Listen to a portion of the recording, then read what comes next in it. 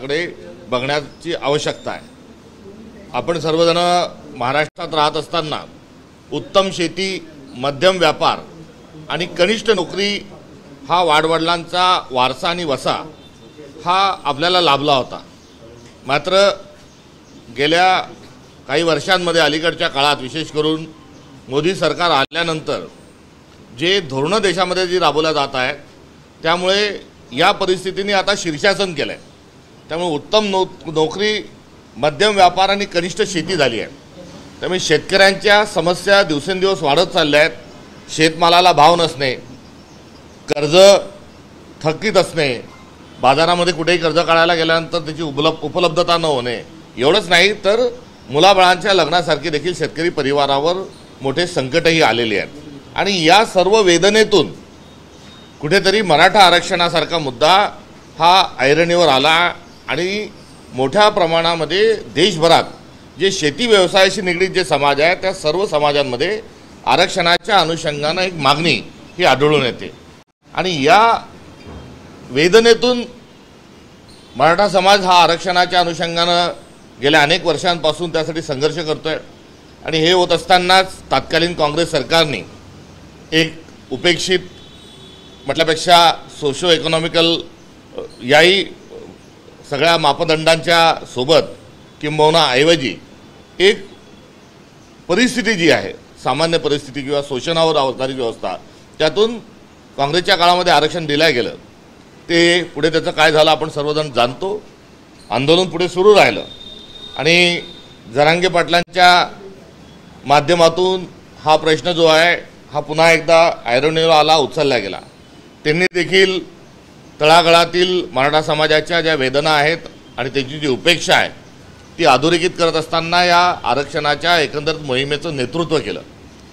आणि त्याकरता उपोषणाला बसणे, घरादार तुळशीपत्र ठेवणे इथपर्यंत हा संघर्ष त्यांनी पुढे रेटत आणला।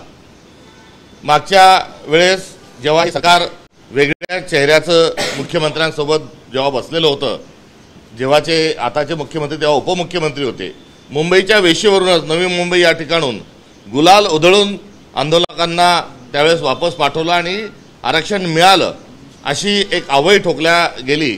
आणि त्यावेळेसही कुठेतरी मराठा समाजाची ही फसवणूक झाली। दरम्यानच्या काळामध्ये निवडणुका ज्या लागल्या त्यामध्ये देवेंद्र फडणवीसांनी 7 दिवसाच्या आत आम्ही आरक्षण देऊ, मराठा आरक्षण देऊ अशा प्रकारचा घोषणा केली। त्यांचा तसं मॅनिफेस्टो देखील तशाच प्रकारचा पद्धतीचा होता। त्यामुळे मुळात शिंदेच्या काळात मिळालेलं आरक्षण आणि फडणवीसांच्या काळात त्यांनी केलेली घोषणा या दोघांच्या अनुषंगाने हा प्रश्न यापूर्वीच कुठेतरी हा मार्गी निघायला पाहिजे होता। मात्र फडणवीसांना सातत्याने समाजामध्ये भांडणं लावण्याची, माणसामध्ये भांडणं लावण्याची एक खोड ही देवेंद्र फडणवीसांच्या अंगी आहे। धनगर समाजाला 2014ला पहिल्या कॅबिनेटमध्ये पहिला ठराव आणि पहिली स्वाक्षरी मी धनगर समाजाच्या आरक्षणाची करेल अशी घोषणा केलेले देवेंद्र फडणवीस आहेत। यांचे शब्द जे आहेत यावर विश्वास ठेवण्यासारखा नाही। त्यांच्या ज्या घोषणा आहेत ह्या घोषणा फोल ठरण्याच्या अनेक उदाहरणं ही समोर आलेली आहे। धनगर समाजाची घोषणाच असेल, मराठा आरक्षणाचं असेल, या सगळ्या पार्श्वभूमीवर हे आंदोलन इथपर्यंत आलं आहे। आणि या सर्वातून सर्वांना घेऊन पुढे चालणारी एक भूमिका असली पाहिजे। आणि ती असताना या आंदोलनाला विन विन सिच्युएशन निर्माण करणे सरकारचं काम होतं। करिता सर्व विरोधी पक्षही या मुद्द्याला राजकीय नसल्यामुळे, सामाजिक असल्यामुळे एकत्र घेता आले असते आणि घेता येतीलही। विन विन परिस्थिती म्हणजे काय, तर ओबीसींना देखील आपल्याला त्यांचे अधिकार अबाधित ठेवायचे आणि मराठा समाजाचे देखील अधिकार देत असताना त्यांनाही आरक्षण द्यायचे, ही विन विन पोझिशन ही असायला पाहिजे होती। मात्र या सर्वातून अजून स्पष्टता येणं अद्यापपर्यंत बाकी आहे। या आंदोलनामध्ये अण्णा हजारेंच्या आंदोलनाचं जे झालं ते या आंदोलनाची परिस्थिती ही होऊ नये। देवेंद्र फडणवीस अशा पद्धतीने कारस्थान आणि त्यांचा कावा जो आहे तो ज्ञात आहे। त्यामुळे या आंदोलनाची परिस्थिती ही अण्णा हजारेच्या आंदोलनासारखी होऊ नये अशा प्रकारची देखील एक या निमित्तानं आमची अपेक्षा आहे। आणि मुद्दा जो आहे की यामध्ये मराठा आणि ओबीसी या दोघांची फसवणूक झाल्याची दाट शक्यता या कालच्या एकंदरीत निर्णयाच्या माध्यमातून ही असू शकते। त्यामुळे यातली स्पष्टता आणणं अद्यापर्यंत फार आवश्यक आहे।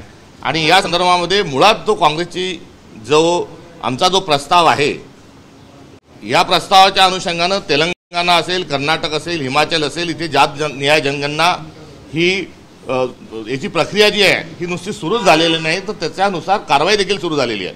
आपल्या लगतचं तेलंगणा राज्यात आता तेलंगणा सरकार जे 42% ओबीसींना त्या ठिकाणी स्थानिक स्वराज्य संस्थेमध्ये कुठेतरी आता भागीदारी द्यायला ही चालली आहे।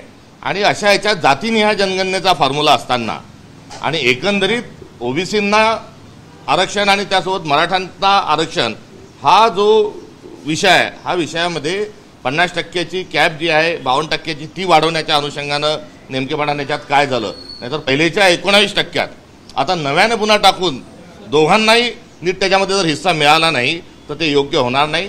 त्यामुळे या एकंदरीत सर्व शासन निर्णयाचा कालपासून जी आम्ही चर्चा ऐकतोय त्याचा योग्य स्वरूपात GR हा निघू द्या।